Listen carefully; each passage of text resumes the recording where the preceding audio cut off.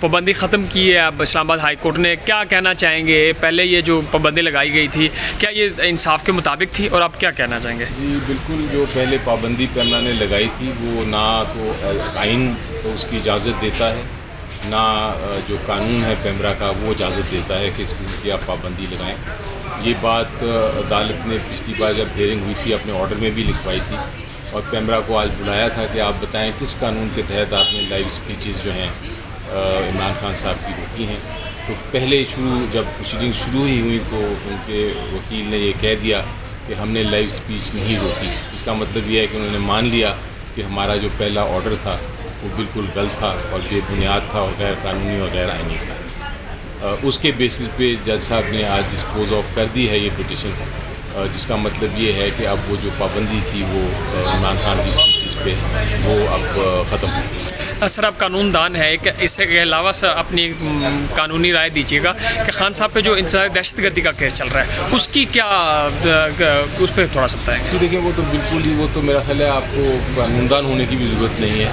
وہ تو ہر شہری کو، عام شہری کو جس نے قانون نہیں پڑھا اس کو بھی سمجھ آ جاتی ہے کہ دہشت گردی کیا ہے، اور جو کیس لگایا گیا ہے وہ دہشت گردی کیوں نہیں ہے۔ دہشت گردی ہوتی ہے ٹیررزم، نہیں آپ کسی کو آپ نے بم بلاسٹ کر دیا، آپ نے کوئی ایسی ایکٹیویٹی کی جو کہ آپ کسی کو نقصان پہنچا رہے ہیں فزیکلی، تو یہ ساری چیزیں تو خان صاحب نے نہیں کی۔ انہوں نے تو ایک اسپیچ کرنے کے اوپر ان کے خلاف اگر کوئی لگا دیتا ہے دہشت گردی کا کیس تو وہ تو مذاق بن جاتا ہے قانون کا۔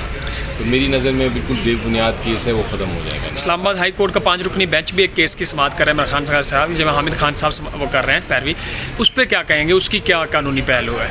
جی دیکھیں وہ چونکہ سب جوڈس میٹر ہے اور حامد خان صاحب اس کو ڈیل کر رہے ہیں،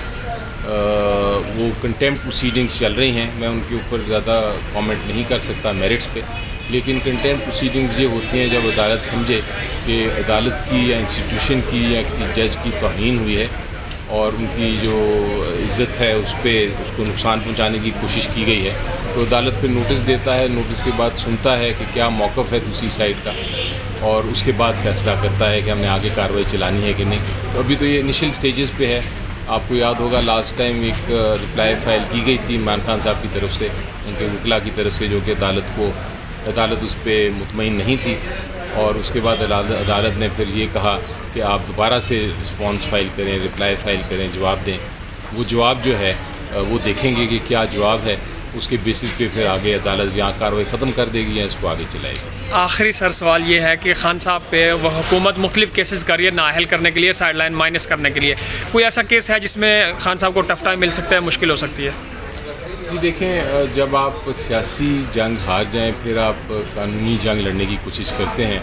لگتا مجھے یہ ہے کہ سیاسی طور پہ جو اپوزیشن ہے یا پی ڈی ایم ہے، انہوں نے فیصلہ کر لیا ہے کہ یہ وہ کیس پولیٹیکل کیس، سیاسی کیس ہار جائیں گے۔ اب انہوں نے کسی نہ کسی طرح ڈسکوالیفائی کرنے کی کوشش کی ہے، اور اس کے لیے انہوں نے مزید کیسز فائل کرنا شروع کر دی ہیں عمران خان صاحب کے خلاف۔ اس کو میں کہتا ہوں لا فیئر۔